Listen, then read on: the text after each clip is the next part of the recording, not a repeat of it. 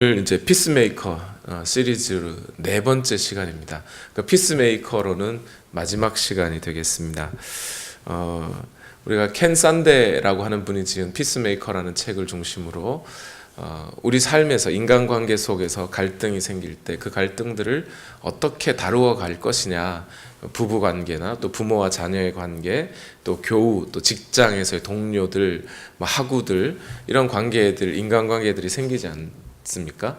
그 인간관계에서 당연히 생기는 것이 갈등인데, 이 갈등을 어떻게 우리가 다루어 갈 건가, 그것이 어떻게 다루는 것이 과연 성경적으로 갈등을 해결하는 것인가 하는 것에 대한 말씀을 나누고 있었습니다. 3주 잠시 공백이 있었고 네 번째 시간이 오늘인데요. 다음 주부터는 이제 창세기 강해를 시작하도록 하겠습니다. 근데 우리 피스메이커 이 앞에 3시간을 여러분 잠시만 리마인드를 좀 해야 됩니다. 시간이 많이 지나버려가지고 잊어버리시진 않으셨나 싶은데요. 이 피스메이커에 관한 말씀들을 나눌 때 요약하기를 G로, 알파벳 G로 시작하는 4개의 문장으로 요약할 수 있다고 말씀을 드렸죠. 첫 번째는 glorify God 이라고 하는 것이었습니다. 뭐냐면 우리가 어떤 갈등이 생겼을 때 이 갈등을 무조건 나쁜 것으로 취급하고, 내가 어떤 사람과 마음이 껄끄럽고 관계가 좀 회복이 잘 안 되고 이럴 때 그런 갈등을 그냥 이 갈등이 있으면 안 되는데, 빨리 처리해야 되는데, 이런 식으로 해서 얼른 막 나쁜 것으로 갈등을 보지 말고, 갈등이라는 것은 피할 수 없는 일이에요, 사람의 삶에서. 그러니 그 갈등 가운데 어떻게 하면 하나님을 영화롭게 할 수 있을까를 생각해서 갈등을 다루어내면 아주 성경적으로 또 긍정적으로 잘 해결할 수 있다고 말씀을 드렸죠. 그래서 이 갈등이란 때로 내가 성숙하는 재료가 되기도 하고, 또 다른 사람을 섬기는 기회가 되기도 한다 그랬습니다. 두 번째는 get the log out of your eyes 라는 문장이었어요. 그러니까 그러면 이 갈등을 성경적으로 또 긍정적으로 이 문제들을 해결해 가기 위해서는 먼저 선행되어야 할 일이 하나 있는데, 그건 뭐냐면 내 눈에 들보를 먼저 빼는 일이라는 거예요. 누구누구와 다투고 또 갈등이 있고 관계가 어려울 때 그 문제들, 갈등을 처리해가는 첫 번째 해결 절차는 뭐냐면 내게 있는 들보를 빼는 것입니다. 그럼 내게 있는 들보를 빼야 되는데, 이 들보가 주로 어떤 것이라고 말씀을 드렸죠? 혹시 기억하시나요? 갈등이라는 것이 의견의 차이 때문에 오기도 하고 태도 때문에 오기도 한다 그랬습니다. 그렇죠? 주로 큰 갈등은 태도의 문제였어요. 의견 차이는 잘 타협하면 의견은 해결될 수 있어요. 그런데 태도의 문제는 이건 사람의 관계를 이렇게 벽이 생기게 하는 큰 문제가 되죠. 그래서 주로 들보를 빼라, 내 눈에 들보를 빼라 하면 이건 의견의 문제보다는 태도의 문제가 있었다는 거예요. 내가 누군가에게 이야기할 때 말투라든지 말할 때의 나의 자세라든지 내 마음의 어떤 태도가 상대방에게 잘못 전달이 될 경우, 그것이 상대방의 마음을 아프게 하고 상처를 입히는 경우가 많다 그랬죠. 그래서 들보를 빼라는 것은 뭐냐면 내가 다른 사람에게 대하는 태도, 나의 태도를 고치라라는 것이에요.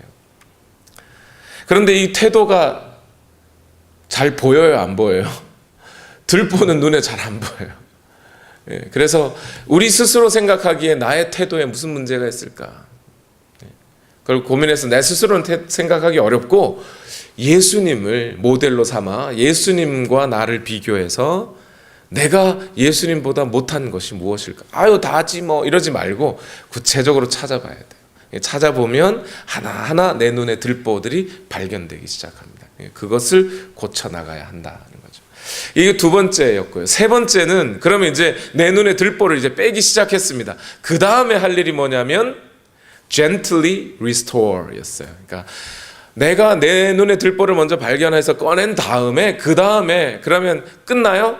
그게 아니고 상대방의 티를 빼주어야 한다. 그죠? 상대방의 잘못들을 고쳐 주어야 합니다. 그것이 또 중요한 과정이었어요.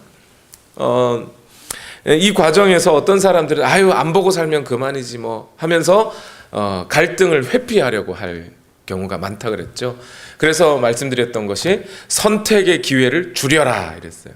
내가 다른 선택을 할 수 있다. 이 사람 말고 내가 딴 사람 만나면 되지 뭐 하는 도중에는 그 사람과 만나는 상대방과의 갈등을 해결하려 들지 않아요. 그죠? 내가 다른 여자를 만날 수 있다라고 생각하는 동안 내 와이프와의 관계를 갈등을 해결하지 않는 거죠.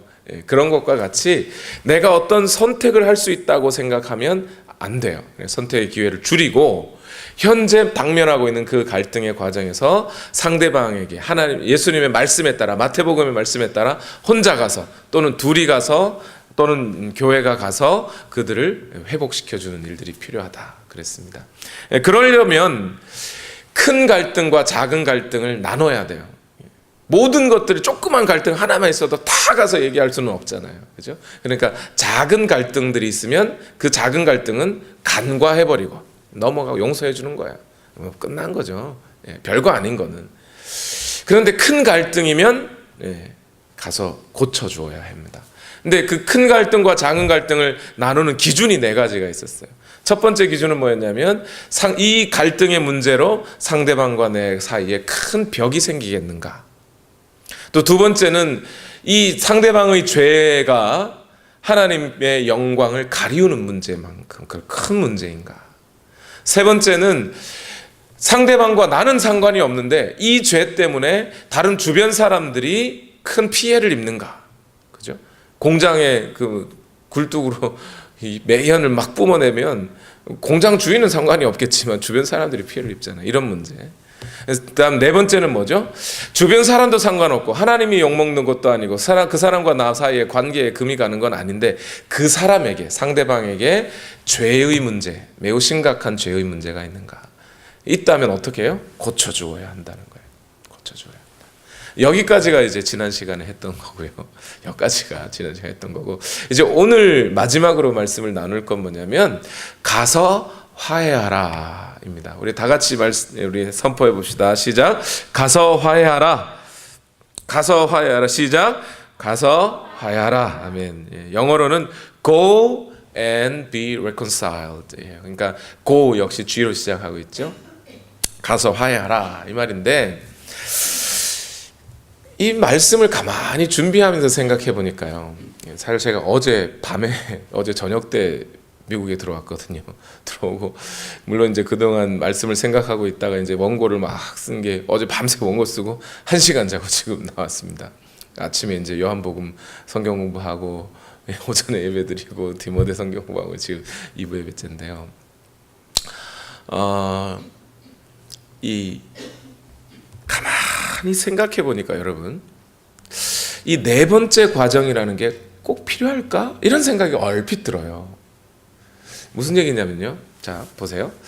A라는 사람과 B라는 사람이 갈등이 있어요. 그래서 두 사람 다 이 갈등을 외면하거나 회피하지 않고 서로 잘 해결하려고 마음을 먹었어요. A가 스스로 자기 잘못을 뉘우쳐요. 그죠? 들보를 뺐어요. B도 자기 스스로 들보를 뺐어요. 그리고 가가지고 서로의 잘못을 지적하고 권면하고 또 때로 책망할 것이 있으면 책망하고 해서 서로의 잘못을 고쳐주는 일까지 했습니다. 그러면 끝났죠? 그 다음 단계가 필요할까요? 이론적으로 가만히 앉아서 생각해 보면 그 다음 단계는 필요할 것 같지가 않아요. 그 정도면 충분히 했죠. 뭘 더 할 게 있어요. 그죠? 그런데 피스메이커라고 하는 책을 지은 켄 산데라는 분은 여기서 끝나지 않는다는 걸 발견했어요.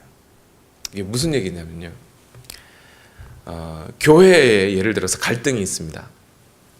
성전 건축, 예배당 건축해가지고 예배당을 건축하자는 사람이 있고 예배당 건축하지 말자는 사람들이 있었어요. 부딪혀서 막 토론도 하고 때로는 언성도 높이고 막 이렇게 하면서 이야기를 막 했어요. 결국 서로 타협을 했어요. 그래가지고 교회를 건축하자는 사람의 의견도 반영하고 건축하지 말자는 사람의 의견도 반영해서 건축은 하진 않지만 증축하기로 했어요. 잘 끝났죠, 그죠? 그러면 여러분, 이 상태가 되면 이 양쪽으로 나뉘어서 서로 의견을 다르게 갖고 있던 두 부류의 사람들이 증축하기로 결정한 후 관계의 회복이 있을까요, 없을까요? 예전처럼 서로 잘 지낼까요, 안 지낼까요? 잘 지내면 좋지만 아닌 경우가 더 많죠. 예를 들면 목사님을 청빙하기로 했어요. A 목사님을 청빙할까, B 목사님을 청빙할까. A 목사님은 부흥사 스타일에 막 설교도 잘하시고, 야, 우리 교회 오시면 부흥을 잘 시켜주실 것 같아요. 그런데 이런 목사님을 좋아하는 사람도 있냐면 반면에 B 목사님을 좋아하는 분들도 있어요. 그죠? B 목사님은 어떤 분이냐면 좀 성격은 좀 소심하지만 조용조용히 말씀 전하시면서 성도들의 건강이나 가정의 문제를 하나하나 일일이 체크하는 그런 목사님이에요.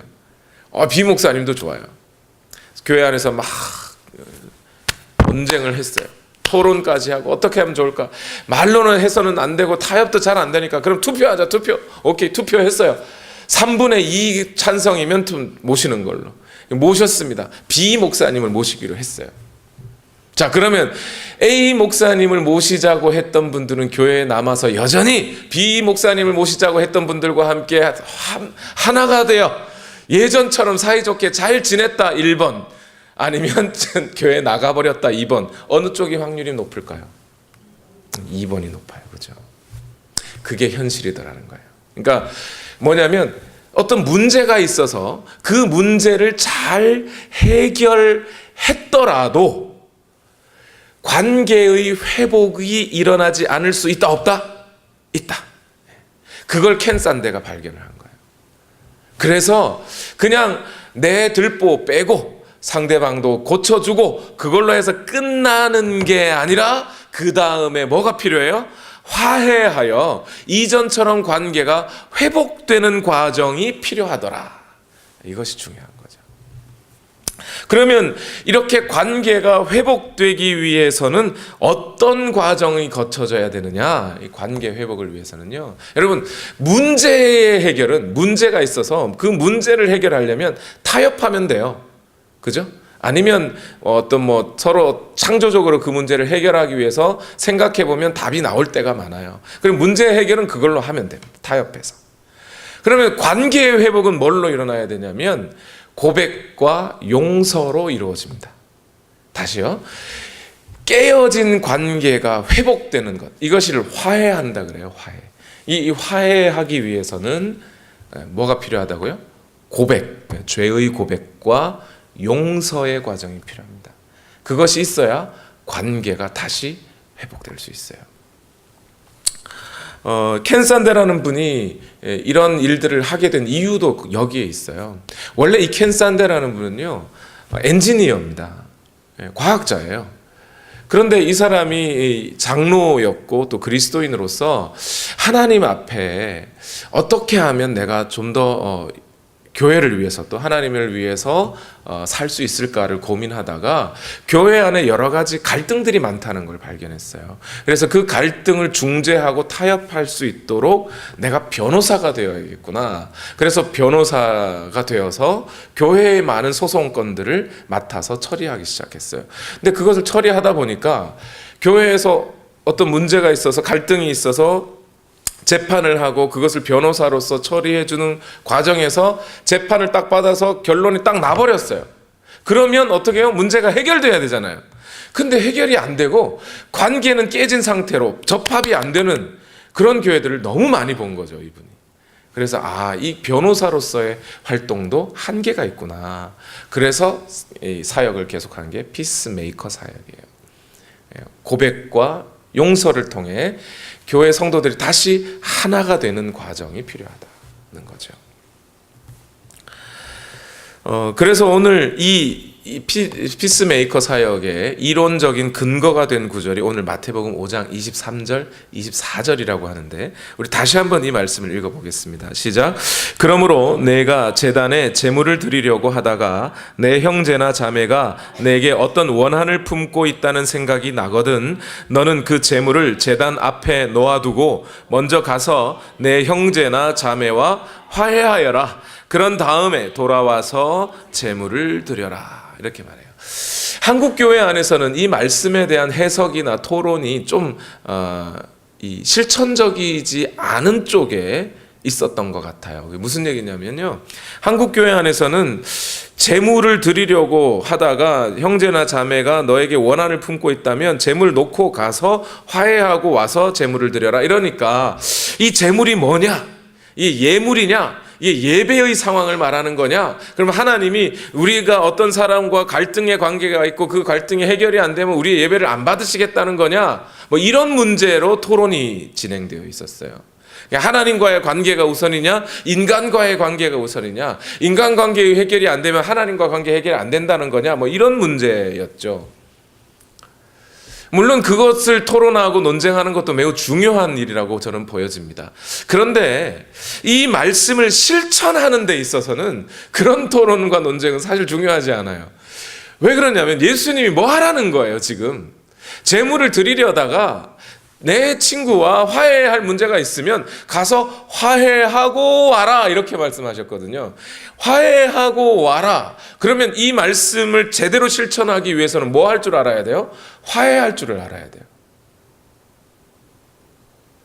여러분, 사람과 사람의 화해하고 관계를 회복하는 게 얼마나 힘든 건지 아시죠? 근데 그 화해를 할 줄 알아야 이 말씀을 제대로 실천하죠. 그러니까 화해를 어떻게 할 것인지, 관계를 어떻게 회복시킬 것인지를 좀 알고 실천해야지, 그거는 모른 채 이게 다른 쪽으로 논쟁이 되어서는 안 되는 거죠. 이 말씀을 제대로 지키기 위해서는 화해를 할 줄 알아야 됩니다. 화해를 하기 위해서 반드시 핵심적인 과정이 있는데 그것이 뭐냐?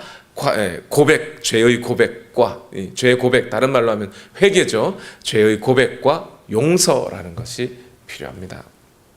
그래서 오늘은 조금 더 용서에 대한 말씀에 조금 더 집중해서 말씀을 조금만 더 나누겠는데요. 용서라는 말씀을 이렇게 나누다 보니까 이 말씀을 준비하다 보니까 목사로서 제 마음에 어떤 큰 돌덩이 하나가 이 가슴에 이렇게 맺혀 있는 것 같아요. 이게 뭐냐면 여러분, 예를 들어서 교회 안에 목사님과 성도님들 사이에 또는 목사와 성도님 개인 사이에 어떤 갈등이 있다고 쳐봐요. 그러면 그때 누가 누구를 용서하는 게 먼저인가요? 목사가 성도를 용서해야 돼요? 성도가 목사를 용서해야 돼요? 목사님이 해야 되죠.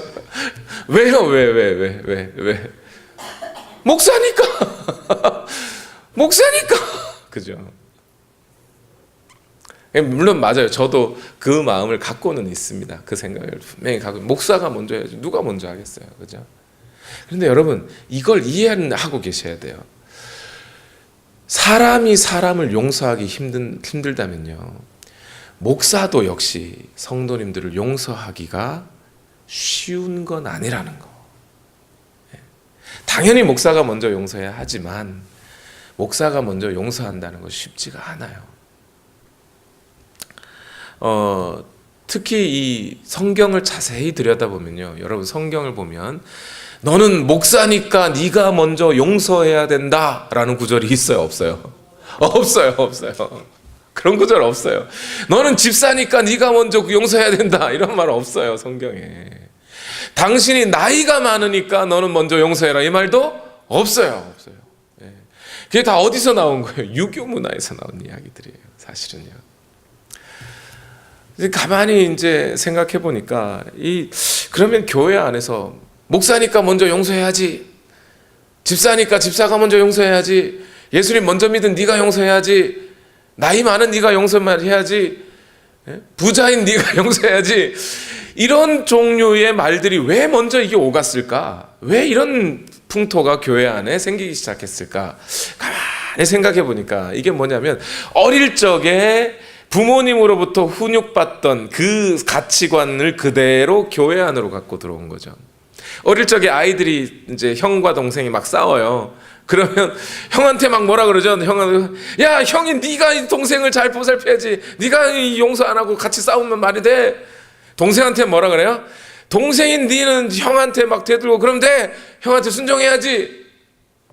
알고 보면 얘들이 나이가 5살, 6살, 연년생이에요, 연년생. 아니, 알고 보면 이제 뭐 12개월 차이도 아니에요. 그냥 10개월, 11개월 차이 나는 애들. 그 지들이 뭘 알겠어요. 용서가 뭔지, 형이 뭘 해야 되는지 알게 뭐예요, 사실. 그죠?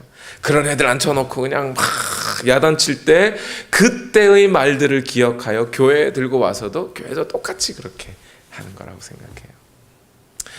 그리스도인들이 용서하고 관계를 회복시키는 과정은 그러한 이유 때문이 아니라는 걸 알아야 돼요.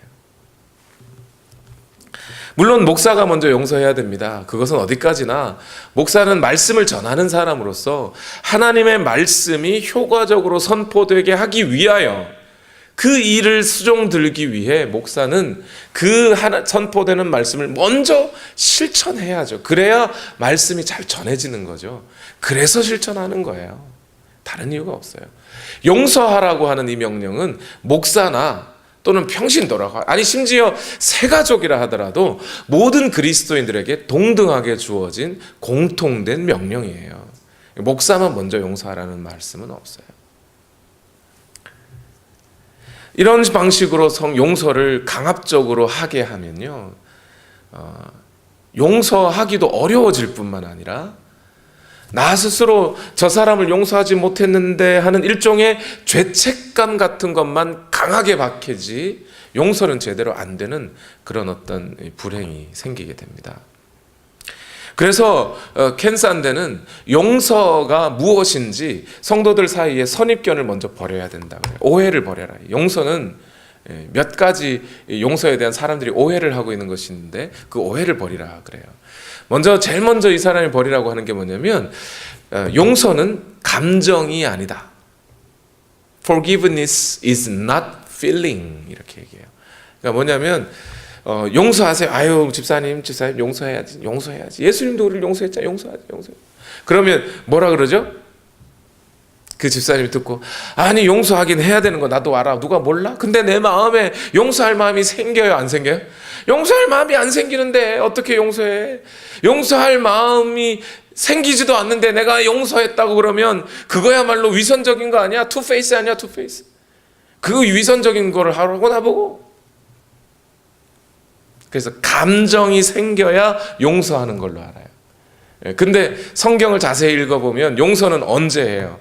내가 용서할 마음이 생길 때 용서하래요? 아니면 용서할 마음이 생기지 않음에도 불구하고 용서하래요? 1번이에요? 2번이에요? 예? 2번이에요. 2번. 이게 왜 그러냐면 여러분 사랑도 똑같습니다. 사랑도 사랑할 만한 사람을 사랑하는 것하고 좀 전 내가 어떻게 저런 놈을 사랑해야 돼? 하는 사람을 사랑해야 되는 게 있어요. 그죠? 성경은 1번이에요? 2번이에요? 2번이에요. 2번. 성경 분명하게 얘기해요. 사랑할 만한 사람, 내가 좋아하는 사람을 사랑하는 건 안 믿는 사람도 한다.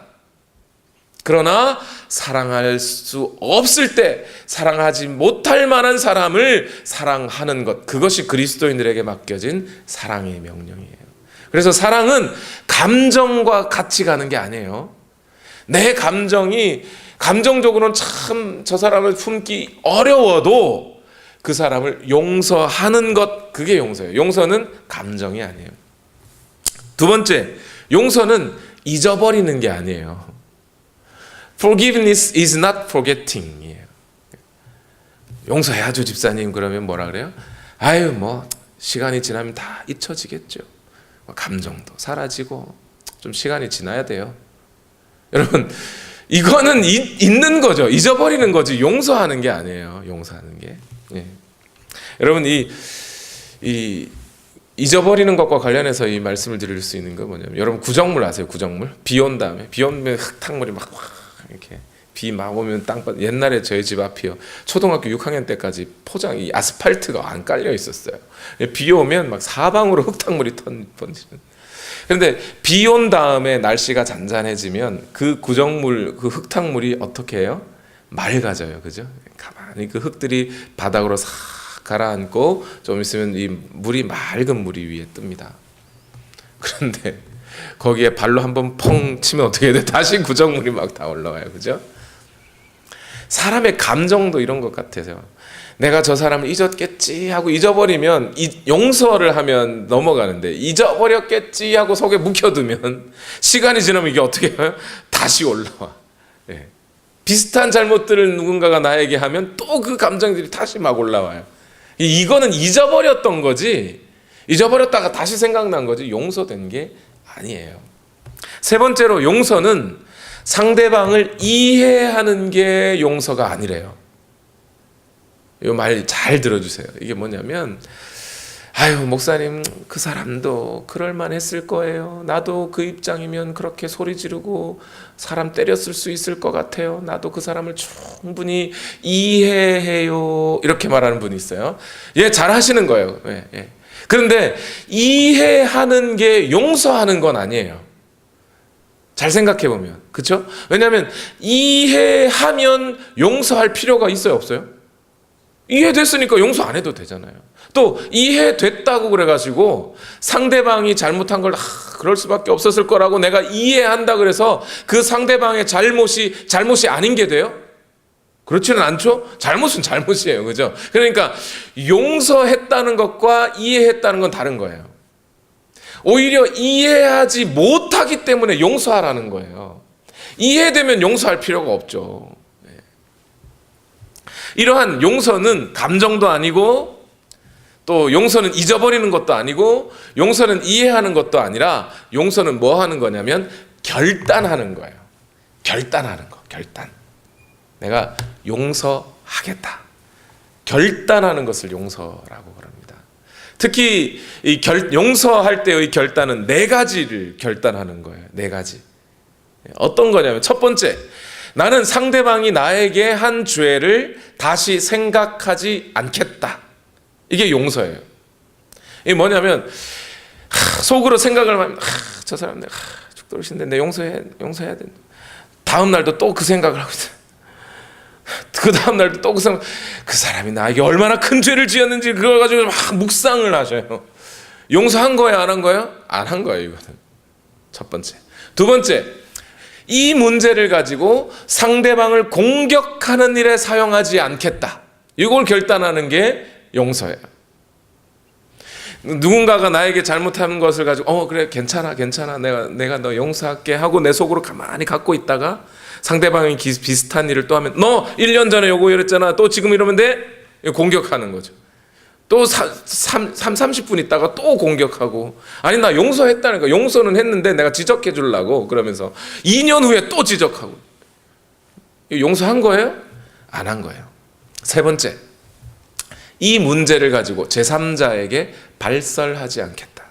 3주 전인가 4주 전에 제가 이 문제 말씀을 드렸어요. 상대방이 누군가가 나에게 죄를 지었어요. 이걸 가지고 내가 용서해 줄게. 난 뭐 당신이 나한테 빚졌지만 내가 없는 걸로 해줄게. 그래놓고 사방으로 가서 그냥 저 집사가 나한테 빚을 1000불을 줬는데 아직도 안 갚았다고 다 얘기하고 맞춰버렸어요. 저 사람은 벌써 인신 공격을 다 당해버렸네. 이거 빚 갚은 거지 용서한 게 아닙니다. 그죠? 그러니까 용서는 제3자에게 발설하지 않겠다고 결단하는 거예요. 네 번째는 뭐냐면, 용서란 이 문제로 상대방과의 관계를 끊지 않겠다는 거예요. 목사님, 저 사람이 나한테 잘못을 했는데 내가 더 이상 저 사람을 볼 수는 없을 것 같아요. 내가 싸우지는 않고 내가 용서할 텐데 더 이상 볼 수는 없으니까 나 저 사람 안 볼 테요. 이거 용서한 거예요? 안 한 거예요. 용서는 그 사람과의 관계를 유지하는 것이에요. 그 관계를 유지하되 이 문제로 그 관계를 끊어버리지 않는 것이 용서죠. 그래서 용서는 이상의 이 네 가지를 하기로 결단하고 약속하는 것 스스로, 그것이 용서입니다. 이 용서에 관한 말씀을 가장 잘 알려주는, 표현해주는 말씀이 이사야서 38장 17절 말씀이에요. 다 같이 읽어보겠습니다. 시작. 주님께서 이 몸을 멸망의 구덩이에서 건져주시고 주님께서 저의 모든 죄를 뭐 하십니다? 용서하십니다. 이렇게 되어 있죠. 이 세번역 성경인데 이 말씀에 개역 개정판, 그러니까 세번역 성경 번역 이전에 옛날 번역에는 뭐라고 돼 있었냐면요, 주께서 내 영혼을 사랑하사 멸망의 구덩이에서 건지셨고 내 모든 죄를 주의 등 뒤에 던지셨나이다, 이렇게 얘기했어요. 주님께서 내 죄를 등 뒤로 던져버리셨다는 거예요. 이것이 용서라는 거죠. 등 뒤로 던진다. 등 뒤로 던진다. 내가 이 죄의 문제로, 너의 이 죄의 문제로 다시 내가 이 죄의 문제를 너와의 관계 속에서 생각하지 않겠다. 하나님께서. 또 내가 이 문제로 너를 공격하지 않겠다. 이걸로 너를 벌주고 너를 시험하고 그렇게 하지 않겠다. 뿐만 아니라 하나님께서는 이 문제를 다른 사람들에게 다 알려가지고 얘가 얼마나 나쁜 놈인지 공포하는 그런 일들을 하지 않겠다. 네 번째로 이것을 인해서 너와 나와의 관계를 끊어버리지 않겠다. 하나님께서는 그렇게 하셨다는 거예요. 하나님께서 우리를 그렇게 해주셨기 때문에 우리도 용서가 무엇인지 알고 이제 우리에게 죄 지은 자를 용서할 때 이렇게 결단하는 거예요. 이 문제, 이 죄의 문제, 상대방의 죄의 문제를 생각하지 않고 이것으로 상대방을 공격하지 않고 이것을 제3자에 알리지 않고 이것을 가지고 상대방과의 관계를 끊어버리지 않겠다. 이것을 결단하는 게 용서입니다. 용서는 이렇게 하는 거예요. 특히 오늘 이 이사야서 38장 17절 말씀은 우리가 왜 용서를 해야 되는 것인지에 대해서도 분명하게 알려줘요. 오늘 이사야 38장 17절 말씀에 분명히 이렇게 되어 있죠. 주님께서 이 몸을 멸망의 구덩이에서 건져내 주시고 주님께서 저의 모든 죄를 용서하십니다. 이렇게 되어 있는데 영어 성경을 자세히 읽어보면 어떻게 되냐면요, 주님께서 저의 모든 죄를 용서하심으로써 하셨기 때문에 내가 멸망의 구덩이에서 건져지게 되었습니다. 이렇게 표현이 되어 있어요. 영어 성경에는. 이게 뭐죠? 사람이 살아가는데 서로 죄를 짓게 되죠. 원하든 원하지 않든 알든 모르든 죄를 지어요. 그런데 그 죄를 지은 것을 내가 알고 내 죄 때문에 상대방이 피해를 입은 걸 알게 됐어요. 그런데 상대방이 나를 용서해 주지 않으면 나는 어때요, 마음이? 지옥 같아요. 그렇지 않나요? 그렇죠. 하나님은 이것을 미리 아시고 우리가 하나님 앞에 와서 내가 얼마나 큰 죄인인지 발견하고 나 자신이 얼마나 큰 죄인인지 발견했을 때 바로 그 순간 하나님께서 우리에게 메시지를 주셔요. 내가 다 용서했다. 걱정하지 마라. 하나님이 언제 용서하셨어요? 우리를 짓기도 전에 이미 오래전부터 하나님은 우리를 용서하시기로 작정하시고 결단하셨고 그 용서의 표현으로 아들을 우리에게 보내주셔서 십자가에 달려 죽게까지 하셨죠. 우리가 예수 그리스도를 발견하고 내가 예수 그리스도 앞에 얼마나 큰 죄인이라는 것이 내게 느껴지는 바로 그 순간에 동시에 그 예수 그리스도의 십자가를 바라볼 때 우리는 하나님이 우리를 용서하셨음을 발견하게 돼요. 그 하나님이 우리를 용서하시니까 우리가 살죠. 하나님이 우리를 용서하시지 않았다면 오늘 우리가 하나님을 어떻게 예배해요? 우리 스스로 우리가 그리스도인이라고 어떻게 말할 수 있어요? 우리가 얼마나 큰 죄를 지었는지 우리가 알면서 어떻게 하나님 앞에 내가 그리스도인이라고 말할 수 있어요? 하나님이 내게 용서해 주셨기 때문에 그것이 가능하지 않나요? 마찬가지로 인간의 관계에서도 똑같아요, 여러분. 우리가 서로 용서하고 지내는 것은요, 용서해야만 누가 살아요? 내가 살아요? 상대방이 살아요? 상대방이 살 수 있어요. 그래서 용서하는 거예요. 여러분, 근데 바로 이 점이 이 세상에서 말하는 용서와 그리스도인들이 말하는 용서의 차이점이에요. 이 세상 사람들은 용서해. 아유, 봐줘, 괜찮아. 용서해줘. 용서해줘야 누가 편해요? 네가 편해. 용서해줘. 네가 그래야 스트레스 덜 받아. 아유, 괜히 그런 거 가지고 싸우지 말어. 그렇게 싸우면 너만 힘들어. 그러니까 용서해줘. 이렇게 말해요. 내가 편하기 위해서, 내가 스트레스 덜 받고 내가 건강하기 위해서 용서해 주는 게 이 세상 사람들의 이치예요. 그러나 그리스도인은 그렇게 용서하는 게 아니라 그를 위해서 용서하는 거예요. 나는 이미 용서받았어요. 그래서 용서받고 하나님으로부터 용서받아서 살 수 있게 됐어요. 그런데 내가 아직 저 사람을 용서하지 못하면 저 사람이 살기 힘들어요. 그래서 용서해 주는 거예요. 상대방을 위해서. 개과천선할 여지가 보이지 않아도 미리 용서해 주기로 결단하는 것, 그것이 그리스도인의 용서의 이유인 거죠. 바로 여기에서 용서를 언제 할 것이냐의 문제가 생겨요. 용서를 언제 할 것이냐. 이게 무슨 얘기냐면 성경을 자세히 보면요, 용서의 결단을 하는 것과 실제로 용서한다고 말을 하는 것 차이에 구분을 짓습니다. 성경을 가만히 들여다보세요. 이걸 반드시 구분해 놓고 있어요. 뭐냐면 용서의 결단을 하는 것은 모든 그리스도인들에게 공통된 명령이에요. 이것은 unconditional이에요. 무조건적이에요. 하나님의 명령은 모든 그리스도인들에게 너에게 죄 짓는 자를 네가 용서해라 이렇게 말해요. 그것은 용서의 결단을 하라는 거예요. 용서할 태도를 가지라는 거예요. 이건 누구에게나 다 주어져 있어요. 그런데 실제로 용서의 말을 하는 것은 컨디셔널, 좀 조건적이에요. 용서한다라는 말을 항상 하라는 게 아니에요. 거기엔 반드시 전제가 깔려 있는데 죄의 고백이 있느냐가 중요해요. 죄를 고백하고 회개하는 자에게 용서한다고 말을 해주라는 거예요. 그 이전에 용서해야 할 마음이 있어야 물론 용서할 수 있는 말을 해줄 수 있죠. 그러나 어쨌든 용서의 마음은 항상 같되 용서의 말은 선택적이라는 겁니다. 이게 무슨 얘기냐면 성경을 자세히 보면요, 누가복음 6장 28절 말씀이 있어요. 여러분 다 같이 읽어봅시다. 시작. 너희를 저주하는 사람들을 축복하고 너희를 모욕하는 사람들을 위하여 기도하라 이렇게 말해요. 모욕하는 사람들을 위해서 뭐하라? 기도하라. 저주하는 사람들을 축복하라. 이것은 결단하라는 거예요, 말하라는 거예요? 결단하라는 거예요. 용서의 결단을 하라는 겁니다. 이게 무슨 얘기냐면 여러분, 그래서 질문이요. 목사는 모든 성도들을 다 같이 이뻐한다. 1번. 목사는 모든 성도가 다 이뻐 보이는 것은 아니다. 2번. 몇 번일까요? 너무 믿어주시는데. 너무 믿어주시는데요. 네. 정답은 2번입니다, 여러분. 목사가 모든 성도가 다 이쁜 건 아니에요, 사실은. 그러면 여러분, 그럼 목사가 모든 성도들을 다 이쁜 건 아니라고 그 누구는 밉고 누구는 사랑스럽고 그거를 티낼까요? 티내면 됩니까? 그러면 안 되잖아요. 그건 나쁜 거죠. 그건 옳지 않은 거예요. 불공평한 거잖아요. 그럼 어떻게 해야 돼요, 목사는? 기도하는 거죠.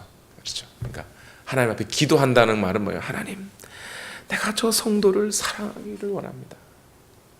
사랑할 수 있는 마음을 주십시오. 사랑할 수 있는 힘을 주십시오. 하고 기도하는 거예요. 그렇게 결단하고 기도할 때 하나님이 도우셔서 그들을 사랑할 수 있도록 해주시는 거예요. 그게 하나님의 역사예요.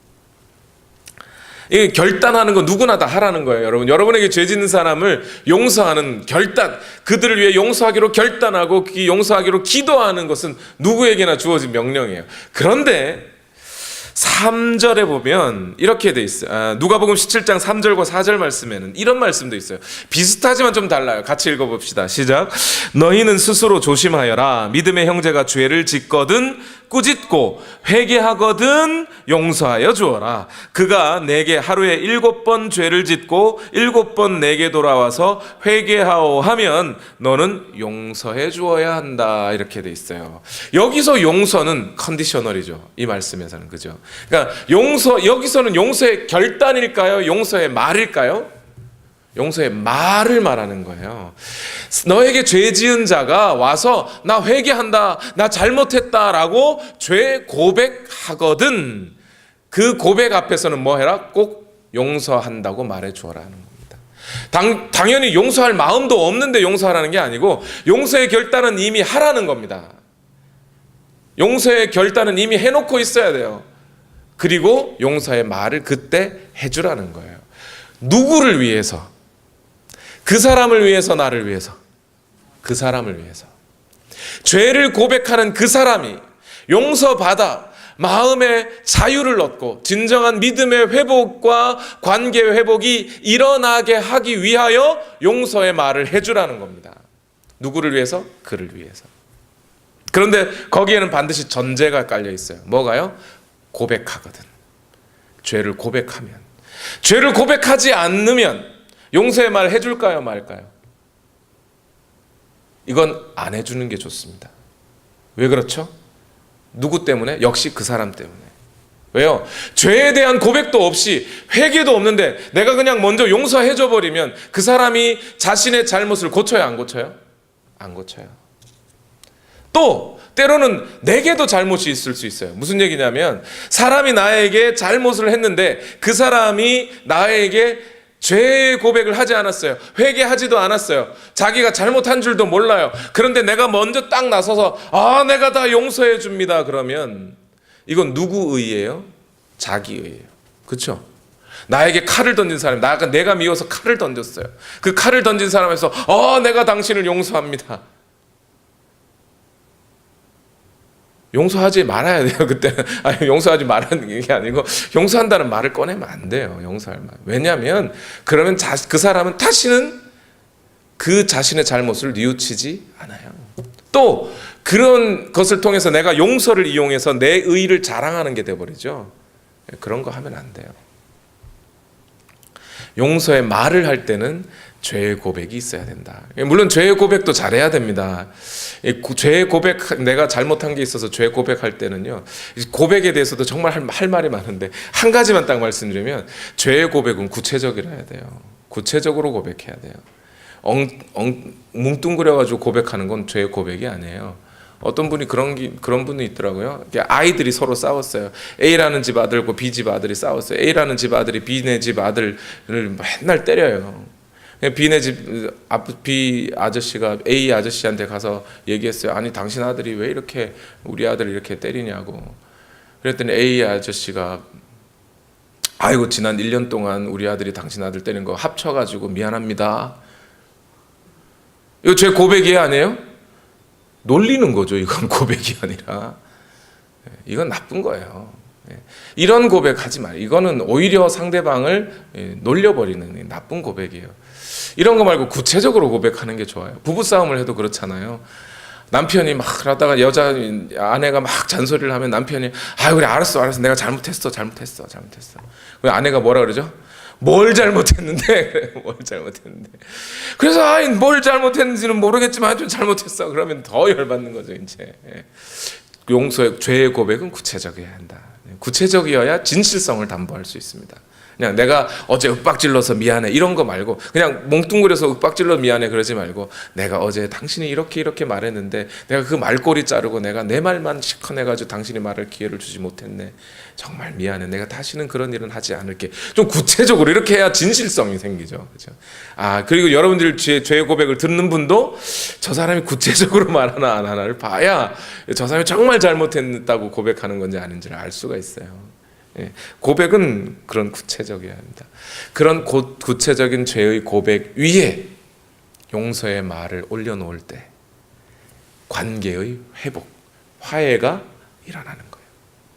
이 사건을 가장 잘 보여주는 이 예를 잘 보여주는 예가 요셉이죠. 요셉. 여러분 이 말씀만 드리고 마치려고 하는데요. 여러분 요셉이 유대 땅에 있을 때 아버지와 또 형제들과 잘 지냈어요. 그죠? 근데 가만히 보면 요셉이 미움받을 짓을 해요, 안 해요? 해요. 저는 요셉보다 형들이 더 잘 이해가 돼. 그렇죠? 다 같이 들판에서 일을 하는데 요셉 혼자만 막 귀족 옷을 입고 파티복을 입고, 형들은 그냥 막 일하고 있고. 아버지는 그렇다 치고 저놈은 일도 안 하고. 밉죠. 아니, 일도 안 하고 가만히 있으면, 그냥 말도 안 하고 가만히 있으면 다행인데, 말을 한다는 말에 한 말이 한 과관이에요. 뭐죠? 형님들 별이 내 별에 대해서 절을 할 거라는 거. 볕단이 내 별단에 절을 할. 뭐 저런 놈이 다, 그죠? 안 죽이면 다행이죠. 그래서 결국 죽이려고 달려들었다가 유다가 꾀를 내죠. 유다가 뭐라 그러죠? 우리 그러지 말고 구덩이에 넣고 있다가 팔아버리자, 이런 식으로. 그냥 안 죽인 게 다행이에요, 그죠? 그래서 이 애굽 땅에 팔려갔습니다. 거기서 큰 고초를 겪죠. 그러나 요셉의 마음에 형들을 용서하는 결단이 있었을까요, 없었을까요? 있었어요. 요셉은 더 이상 형들을 미워하지 않아요. 그러다가 20여 년 지났을 무렵 유대 땅에 가뭄이 들었고, 그 가뭄을 피해 애굽 땅으로 형님들이 곡식을 얻으러, 그죠? 찾아갔어요. 그때 요셉이 형들을 먼저 알아봐요, 형들이 요셉을 알아봐요? 요셉이 먼저 알아봤어요. 요셉이 형들인 줄 알고, 어이구 형님들 어서 오십시오. 내가 당신들이 얼마나 기다리고 있었는지 아십니까? 20년 전에 있었던 일 다 용서해 드립니다, 이랬어요? 아니에요. 그때 만약 형님들한테 내가 당신들 다 용서해 줍니다 라고 했다면 형님들이 그 용서를 받아요, 안 받아요? 못 받았을 것 같아요. 그렇죠? 기분 나쁘죠. 너는 끝까지 잘 되고 나는 이렇게 가뭄까지 먹고 너한테 정말 네 꿈대로 됐네, 이럴 거 아니냐 이 말이에요. 요셉이 어떡하죠? 그때 마음으로는 이미 용서했지만 용서의 말을 하지는 않습니다. 그죠? 도리어 뭐예요? 감옥에 가둬버려요. 나중에 풀어주면서 뭐라고 하죠? 베냐민, 막내 동생 베냐민은 놓고 가십시오, 이러죠. 이 상황이 20년 전 상황하고 똑같은 거죠. 형들이 공모해가지고 요셉을 팔아넘긴 거나 베냐민 놓고 형들끼리 도망가야 되는 거나 똑같은 상황이에요. 바로 그때 유다가 20년 전에 이 요셉을 팔자고 꾀를 내었던 유다가 나서요. 유다가 나서서 뭐라 그러나요? 베냐민 놓고 우리끼리 잘 가겠습니다 하나요? 아니에요. 그럴 수 없습니다. 우리 아버지가 너무너무 사랑하는 마지막 하나 남은 동생인데 이 동생을 놓고 갈 수는 없습니다, 이러죠. 그때 요셉이 발견하는 거예요. 아, 우리 형님들이 드디어 20년 전에 나를 팔았던 그 잘못을 뉘우치고 있구나, 그죠? 구체적인 모습이 보이기 시작하죠. 그때 요셉이 자기를 드러내면서 형님들 나 요셉입니다, 요셉입니다 그러면서 당신들을 용서합니다 하면서 부둥켜 안고 울고 관계의 회복이 그때서야 일어나는 거죠. 그러니까 용서한다는 것은요, 어쩌면 이 굉장히 오랜 기간을 거쳐야 하는 것이에요. 마음으로는 용서의 결단을 했더라도 용서의 말이 나오기까지는 죄의 고백과 뉘우침이 반드시 있어야 하는 거죠. 그래야 관계의 회복이라는 것이, 화해라는 것이 일어나게 되어 있어요. 그래서 때로는 용서받는 사람보다 사실은 용서하는 사람이 더 오랜 기간 동안 더 많은 노력들을 해야 해요. 힘들어요. 쉽지 않아요. 어려운 일이에요. 그러나 이 일들을 하나님께서는 그리스도인들에게 맡기셨단 말이에요. 왜요? 그리스도인들이 먼저 하나님으로부터 용서받은 것을 알고 깨닫고 감사하며 다른 사람들을 용서해 줄 때서야 비로소 그들이 용서를 받고 바로 지옥에서 천국으로 바뀌는 삶을 살아낼 수 있기 때문이에요. 피스메이커의 말씀들을 나누면서 제 마음에 한 가지 소망이 있는 것은 우리 교회가 이러한 이 세상 인간관계 속에서 또 성도와 성도 관계 속에서 진정한 평화를 만들어가는 이 일들을 해가면서 과연 이 세상에서도 모범적인 교회로 또 이 세상 사람들에게도 빛과 소금의 역할을 감당하는 그런 교회가 됐으면 좋겠다는 마음이 있습니다. 비록 짧은 시간 말씀을 나눴지만 이 말씀들을 통해서 여러분 삶에서 인간관계 가운데 진정한 사랑과 평화의 회복이 있기를 예수님 이름으로 축원합니다. 이 시간 다 같이 함께 기도하십시다. 오늘 이 시간 기도할 때 먼저 우리 마음에 우리의 용서를 기다리고 있는 사람들이 있다는 것을 여러분 한번 생각해 주십시오. 어쩌면 여러분의 부모님일 수 있습니다. 과거에 자신의 실수로 자녀를 제대로 키우지 못했다는 그런 죄책감 속에 울고 있는 부모님들, 여러분의 용서가 필요합니다. 또 어쩌면 여러분의 자녀들이 여러분의 용서를 기대하고 있을지 모릅니다. 부모님께 대든 거, 큰 소리 친 거, 저 마음 한구석으로는 미안해 하면서도 말 못하고 있는 그 자녀들의 용서의 말이 필요할 수 있습니다. 또는 여러분의 남편이나 아내일 수도 있습니다. 그 용서를 통해 부부의 관계의 회복을 기다리고 있을 수 있습니다. 여러분의 교우들이나 직장 동료들이나 학우들이 여러분의 용서를 기대할 수 있습니다. 이 시간 여러분 기도하실 때에 하나님, 우리의 용서를 기대하고 기다리고 있는 그들을 생각하여 오늘 우리가 먼저 우리 마음으로 용서의 결단을 하게 하시고, 또 기회가 닿을 때 그들이 죄의 고백을 할 때 기꺼이 내가 다 용서한다, 괜찮다 말할 수 있는 그런 진정한 그리스도인으로 살아가게 해 주옵소서. 우리 시간 다 같이 함께 이 제목을 가지고 기도하시겠습니다. 살아계신 아버지, 오늘도 우리를 인도하여 주심을 감사합니다. 우리의 마음에 용서의 결단들을 하게 하여 주옵소서. 용서할 만한 마음을 허락하여 주시옵소서. 믿음을 허락하여 주시옵소서. 하나님의 말씀을 주여 부여잡고 이 시간 하나님 앞에 다시 한번 아뢰오니 주여, 오늘 내게 용서할 만한 마음을 허락하여 주옵소서. 우리가 용서받았기에,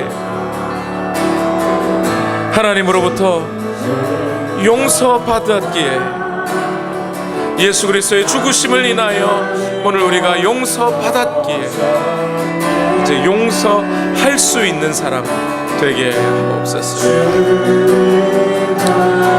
갈등의 문제들이 해결되었다 할지라도 여전히 관계의 회복이 일어나지 않아 고민하고 있는 자들에게 하나님, 고백과 용서를 통한 관계의 회복과 화해가 일어날 수 있도록 오늘도 역사하시고 인도하여 주시옵소서. 하나님께서 함께 하시고 붙들어 주시기를 원합니다. 주여 역사하여 주시옵소서. 하나님의 은혜로 채워 주시옵소서. 우리의 마음을 붙들어 주시옵소서. 하나님 함께하여 주시기를 원합니다. 주여 인도하시옵소서. 염려다 맡기라, 염려다 맡기라, 주가 돌보시니 주는 평화, 우리의 평화. 염려다 맡기라, 염려다 맡기라, 주가 돌보시니 주는 평화, 우리의 평화, 우리의 평화. 염려다 맡기라, 염려다 맡기라, 주가 돌보시니 주는 평화, 우리의 평화. 하나님, 우리를 인도하심을 감사합니다. 우리에게 큰 죄를 지은 사람들을 대하여 우리가 그 갈등을 나쁜 곳으로만 치부하지 아니하고 관계 회복을 위하여 애쓰게 하옵소서. 먼저 내 눈에 들보를 빼고 또한 상대방의 틴을 빼주는 그런 과정들이 있게 하여 주옵소서. 죄를 고백하기 전까지는 그렇게 상대방을 고치고 회복시키려는 노력들을 우리가 그치지 않게 하옵소서. 또한 죄의 고백이 있을 때에는 반드시 용서함으로써 진정한 화해와 관계의 회복을 이루어내는 우리 그리스도인들이 다 되게 하여 주시옵소서. 이 말씀들을 통하여 오늘 우리의 삶에서 진정한 관계의 회복들이 있게 하시고 갈등들이 잘 조정됨으로 말미암아 하나님 앞에 진정한 그리스도인으로서의 삶을 살아낼 수 있도록 오늘 우리들을 인도하여 주시옵소서. 이 시간 또한 하나님